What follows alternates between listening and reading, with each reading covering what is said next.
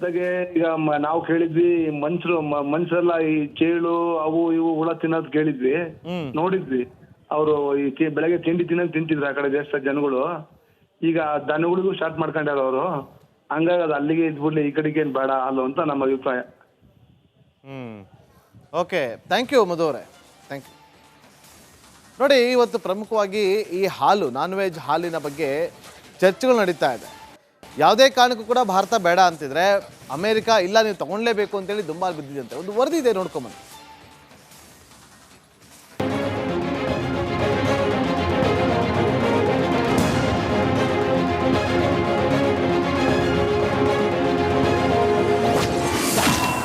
ಅಮೆರಿಕದಲ್ಲಿವೆ ಮಾಂಸ ತಿನ್ನುವ ಹಸುಗಳು. ನಾನ್ ವೆಜ್ ಹಾಲು ಭಾರತ ಬೇಡ ಎಂದಿದ್ದೇಕೆ?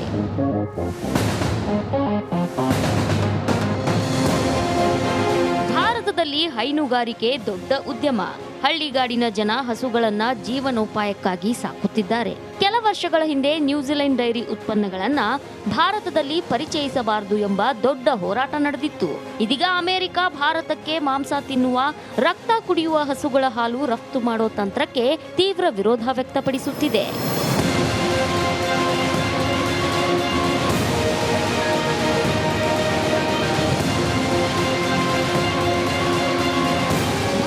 ಡೈರಿ ಮತ್ತು ಕೃಷಿ ಕ್ಷೇತ್ರಕ್ಕೂ ಎಂಟ್ರಿಯಾಗಲು ಅಮೆರಿಕ ಬಯಸುತ್ತಿದೆ. ಡೈರಿ ಉತ್ಪನ್ನಗಳಾದ ಹಾಲು, ಮೊಸರು, ತುಪ್ಪ ಸೇರಿ ಎಲ್ಲವನ್ನೂ ನೇರವಾಗಿ ರಫ್ತು ಮಾಡಲು ಯತ್ನಿಸುತ್ತಿದೆ. ಅದನ್ನು ಒಪ್ಪಿಕೊಂಡು ಭಾರತದ ಡೈರಿ ವಲಯಕ್ಕೆ ಅಮೆರಿಕಾಗೆ ಎಂಟ್ರಿ ಕೊಡಲು ಭಾರತ ಸಿದ್ಧವಿಲ್ಲ. ಅಮೆರಿಕಾದಿಂದ ಭಾರತಕ್ಕೆ ಹಾಲು ಆಮದು ಮಾಡಿದ್ರೆ ಭಾರತದ ಹೈನುಗಾರಿಕೆ ನಂಬಿರೋ ರೈತರ ಬದುಕಿಗೆ ಕೊಡಲಿ ಪೆಟ್ಟು ಕೊಟ್ಟಂತೆ. ಇದಕ್ಕಿಂತ ಮುಖ್ಯವಾಗಿ ಅಮೆರಿಕದ ಹಸುಗಳು ಭಾರತದಂತೆ ಸಾಧು ಹಸುಗಳಲ್ಲ, ಅವುಗಳು ಮಾಂಸ ತಿನ್ನುವ ಹಸುಗಳು.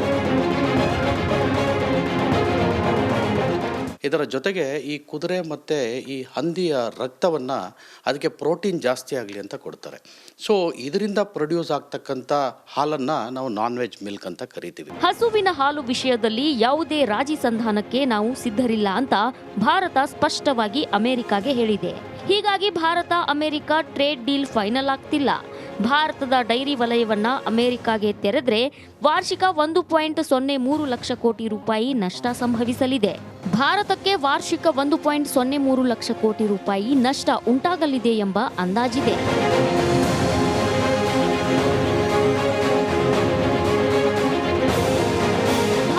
ಅಮೆರಿಕದ ಡೈರಿ ಉತ್ಪನ್ನಗಳಿಗೆ ತನ್ನ ಮಾರ್ಕೆಟ್ ಅನ್ನ ತೆರೆದು ಬಿಟ್ರೆ ಅಮೆರಿಕದಿಂದ ಅಗ್ಗದ ಡೈರಿ ಉತ್ಪನ್ನಗಳು ಭಾರತಕ್ಕೆ ಎಂಟ್ರಿಯಾಗುತ್ತವೆ. ಇದರಿಂದ ಭಾರತದ ಹಾಲು ಹಾಗೂ ಹಾಲಿನ ಉತ್ಪನ್ನಗಳ ಬೆಲೆಯೇ ಕುಸಿಯುತ್ತೆ. ಭಾರತದ ಹೈನುಗಾರಿಕೆಯ ರೈತರ ಆದಾಯ, ಜೀವನೋಪಾಯಕ್ಕೆ ಕೊಡಲಿ ಪೆಟ್ಟು ಬೀಳುತ್ತದೆ.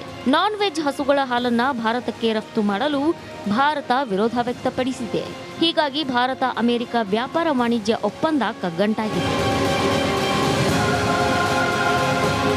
Bureau report, Republic Kannada. ಮತ್ತೊಬ್ಬರು ಕರೆಯಲಿದ್ದಾರೆ, ಜಯ ಸತ್ಯವರ್ಧನ್ ಅಂತೇಳಿ ಬೆಂಗಳೂರಿಂದ ಕರೆ ಮಾಡಿದ್ದಾರೆ. ಜಯ ಸತ್ಯವರ್ಧನ್ ಅವರ ನಮಸ್ಕಾರ. ಸರ್ ನಮಸ್ಕಾರ. ಏನು ಹೇಳ್ತೀರಾ ಸರ್, ಈ ವಿಚಾರ ನಿಮ್ಮ ಕಿವಿಗೆ ಬಂದಾಗ ನಿಮಗೆ ಏನು ಅನಿಸ್ತು? ತುಂಬಾ ಭಾವನೆಗೆ ದುಃಖ ಉಂಟಾಗುತ್ತೆ ಸರ್. ಯಾಕಂದ್ರೆ ಈಗ ನಮ್ಮ ದೇಶದಲ್ಲಿ ಹಿಂದೂಗಳು ಯಾರು ಇದನ್ನ ಒಪ್ಪಲ್ಲ. ಯಾರು ಹಿಂದೂಗಳಿದ್ದಾರೆ ಅವರು ಇದನ್ನ ಯಾರು ಒಪ್ಪಲ್ಲ. ಒಂದು, ಈಗ ನಮ್ಮಲ್ಲಿ ಸಾಕಷ್ಟು ರೈತರುಗಳು ಹಸುನ ಸಾಕಿನೇ ಒಂದು ಆರ್ಥಿಕ ಸ್ಥಿತಿ ಚೆನ್ನಾಗಿದ್ದಾರೆ ಎಲ್ಲಾರು. ಈಗ ಇದೇನಾದ್ರೂ ಬೇರೆ ದೇಶದಿಂದ ನಮ್ಮ ದೇಶಕ್ಕೆ ಬಂದ್ರೆ ಒಂದು ಆರ್ಥಿಕ ಸ್ಥಿತಿಗೆ ಧಕ್ಕೆ ಆಗುತ್ತೆ, ಇನ್ನೊಂದು ರೈತರಿಗೆ ಧಕ್ಕೆ ಆಗುತ್ತೆ, ಇನ್ನೊಂದು ಇದು ನಾನ್ ವೆಜ್ ಬೇರೆ, ಇದು ಭಾವನೆಗಳಿಗೆ ಧಕ್ಕೆ ಆಗುತ್ತೆ. ಒಟ್ಟಿನಲ್ಲಿ ಒಂದೇ ಉತ್ತರ ಹೇಳ್ಬೇಕಂದ್ರೆ ಇದು ಬೇಕಾಗಿಲ್ಲ ನಮ್ಮ ದೇಶಕ್ಕೆ. ನಮಗ್ ಬೇಡ ಇದು. ಹೌದು, ಬೇಕಾಗಿಲ್ಲ. ಏನಕ್ಕೆ ಬೇಕು? ನಮ್ಮಲ್ಲಿ ಸಿಕ್ಕಾಪಟ್ಟೆ ಹಾಳುಗಳು ಉತ್ಪನ್ನ ಆಗ್ತಾ ಇದೆ. ದಕ್ಷಿಣ ಭಾರತದಿಂದ ಉತ್ತರ ಭಾರತದಿಂದ ಹೋಗುತ್ತೆ ನಮ್ದು ನಂದಿನಿ ಹಾಲು. ಬೇಕಾದ್ರೆ ನಾವೇ ಅವ್ರಿಗೆ ಸಪ್ಲೈ ಮಾಡೋಣ, ಎಷ್ಟು ದುಡ್ಡು ಬೇಕಾದ್ರು. ಹೌದು ಅಲ್ವಾ? ಅದೇ ಬಿಟ್ಟು ಇವ್ರಿಗೆ ಮಾಡೋ ಕೇಂದ್ರ ಸರ್ಕಾರದಿಂದನೇ ಬೇಡ ಅಂತ ವಾಪಸ್ ಕಳ್ಸೋಕೆ ಅವ್ರಿಗೆ ಕಳಿಸ್ಬೇಕು, ಬಿಟ್ಕೋಬಾರ್ದು. ನಮಗೆ ಬೇಕಾಗಿಲ್ಲ, ಅವಶ್ಯಕತೆ ಇದೆ ನಮಗೆ. ಹೌದು ಅಲ್ವೇ? ಹೌದು. ಥ್ಯಾಂಕ್ ಯು ಜಯ ಸತ್ಯವರ್ಧನ್ ಅವರೇ. ಈಗ ತೇಜಸ್ ಅನ್ನೋರು ಕರೆ ಮಾಡಿದ್ದಾರೆ. ತೇಜಸ್ ಅವರೇ ನಮಸ್ಕಾರ. ನೀವು ಕೂಡ ಆಗ್ಲಿಂದ ಈ ನ್ಯೂಸ್ನ ನೋಡ್ತಾ ಇದ್ದೀರಂತ ಭಾವಿಸ್ತೀನಿ. ತೇಜಸ್ ಅವರೇ, ದಯವಿಟ್ಟು ಮನೆ ಟಿವಿ ವಾಲ್ಯೂಮ್ ಅನ್ನ ಮ್ಯೂಟ್ ಮಾಡಿ.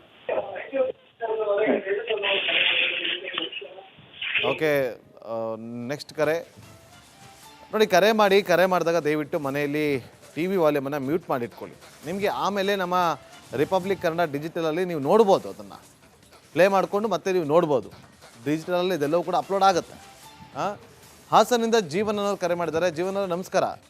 ಸರ್ ನಮಸ್ತೆ ಸರ್. ಜೀವನ್ ಅವರೇ ಆಗ್ಲಿಂದ ನ್ಯೂಸ್ ನೋಡ್ತಾ ಇದ್ದೀರ ಅಂತ ಭಾವಿಸ್ತೀನಿ ರಿಪಬ್ಲಿಕ್ ಕನ್ನಡದಲ್ಲಿ. ಖಂಡಿತ ಸರ್, ಅವಾಗಿಂದ ರಿಪಬ್ಲಿಕ್ ಚಾನಲ್ ನಾವು ಜಾಸ್ತಿ ನೋಡೋದು. ಹಂಗಾಗಿ ಏನು ವಿಷಯ ಅಂದ್ರೆ ನಾನ್ ವೆಜ್ ಹಾಲು ಬಂದಿರೋದ್ರಿಂದ ತುಂಬಾ ಅಂದ್ರೆ ಇಲ್ಲಿರೋ ರೈತರುಗಳಿಗೂ ಕಷ್ಟ ಆಗುತ್ತೆ. ಇನ್ನೊಂದೇನಂದ್ರೆ ಅಂದ್ರೆ ಮೋದಿಜಿ ಇರೋವರೆಗೂ ಸಾಧ್ಯ ಇಲ್ಲ ಸರ್, ನಮ್ಮ ದೇಶಕ್ಕೆ ನಾನ್ ವೆಜ್ ಹಾಲು ಬರೋದಕ್ಕೆ ಯಾವುದೇ ಕಾರಣಕ್ಕೂ ಸಾಧ್ಯ ಇಲ್ಲ. ಹಂಗಾಗಿ ಮುಂದೇನೋ ಯಾರು ಎದುರುವ ಅವಶ್ಯಕತೆ ಇಲ್ಲ. ಮೋದಿಜಿ ಇರೋವರೆಗೂ ಈ ತರದ ಭಾವನೆಗಳಿಗೆ ಧಕ್ಕೆ ಆಗಂತ ವಿಷಯಗಳು ನಮ್ಮ ಇಡೀ ದೇಶದಲ್ಲಿ ಯಾವುದೇ ಕಾರಣಕ್ಕೂ ನಡೆಯಲ್ಲ sir. Okay, thank you Jeevan ಅವರೇ, ಥ್ಯಾಂಕ್ ಯು ಸೋ ಮಚ್ ಕರೆ ಮಾಡ್ತಾ ಅದಕ್ಕೆ. ಈಗ ಶಿವಮೊಗ್ಗದಿಂದ ಮತ್ತೊಬ್ಬರು ಕರೆಯಲಿದ್ದಾರೆ, ಗಿರೀಶ್ ಅಂತೇಳಿ. ಗಿರೀಶ್ ಅವರೇ ನಮಸ್ಕಾರ. ಸರ್ ನಮಸ್ಕಾರ. ಏನು ಅನ್ನಿಸ್ತು ಈ ವಿಚಾರ ನಿಮಗೆ ಗೊತ್ತಾಗ್ತಾ ಇದ್ದಂತೆ? ಸರ್ ಈ ವಿಚಾರ ಅಂದ್ರೆ ನಮ್ಮ ದೇಶದ ರೈತರು ಬೆನ್ನೆಲುಬು ಅಂತೇಳಿ ರೈತರನ್ನ ಮುಟ್ಗೋಲು ಹಾಕ್ಬೇಕು ಅಂತ ಅಮೆರಿಕದಿಂದ ಸುದ್ದಿಯಂತರ ನಡೀತಾ ಇದೆ ಸರ್ ಇದು. ಹಾಗಾಗಿ ಇದ್ರ ಬಗ್ಗೆ ರೈತರು ಸ್ವಲ್ಪ ಇದು ಹೇಳ್ಬೇಕು. ಇದ್ರ ಬಗ್ಗೆ ಸ್ಟ್ರೈಕ್ ಮಾಡತ್ತಾರ. ನಮ್ಮ ದೇಶದ ಈ ಕರ್ನಾಟಕದಲ್ಲಿ ಹಾಲು ಉತ್ಪಾದನೆ ಜಾಸ್ತಿ ಮಾಡಿ ಸಹಕಾರ ಕೊಡಬೇಕು. ಅದು ಬಿಟ್ಟು ನಾವು ಅಮೆರಿಕದವರು ಹಾಲು ಕಳಿಸ್ತಾರೆ ಅನ್ನಕ್ಕೆ ಅವಶ್ಯಕತೆ ಇರೋಂಥವೇ ಕಳ್ಸಕ್ಕೆ ಅವರಿಗೆ GST ಅಂತಾರೆ. ಹಾಲಿನ ಬಗ್ಗೆ GST ಅಲ್ಲಿಂದ ತರ್ಸಕ್ಕಿಂತ ಇಲ್ಲಿರೋ ರೈತರುಗಳಿಗೆ ಒಂದ್ ₹2 ಜಾಸ್ತಿ ಕೊಟ್ಟು ದನ ಹಸುಗಳನ್ನೆಲ್ಲ ಅವರಿಗೆ ಇದು ಮಾಡಿದ್ರೆ ಸಾಕಾಗಿತ್ತು. ಇದನ್ ಬಿಟ್ಟು ಅಮೆರಿಕ ಅಂತಿರ್ತೀವಿ ನಾವು. ಈ ತರ ಟೈಮಲ್ಲೂ ಗೌರ್ಮೆಂಟ್ಗಳೆಲ್ಲ ದನಗಳಿಗೆಲ್ಲ ಸಹಕಾರ ಕೊಟ್ಟು ರೈತರಿಗೆ ಅನುಕೂಲ ಮಾಡ್ಕೊಡ್ಬೇಕು. ಓಕೆ, ಈಗ ಗಿರೀಶ್ ನೋಡಿ, ನೀವು ಶಿವಮೊಗ್ಗದಿಂದ ಕರೆ ಮಾಡಿದಿರಿ. ನೀವು ಹೈನುಗಾರಿಕೆ ಮಾಡ್ತೀರಾ ನೀವೇನಾದ್ರು?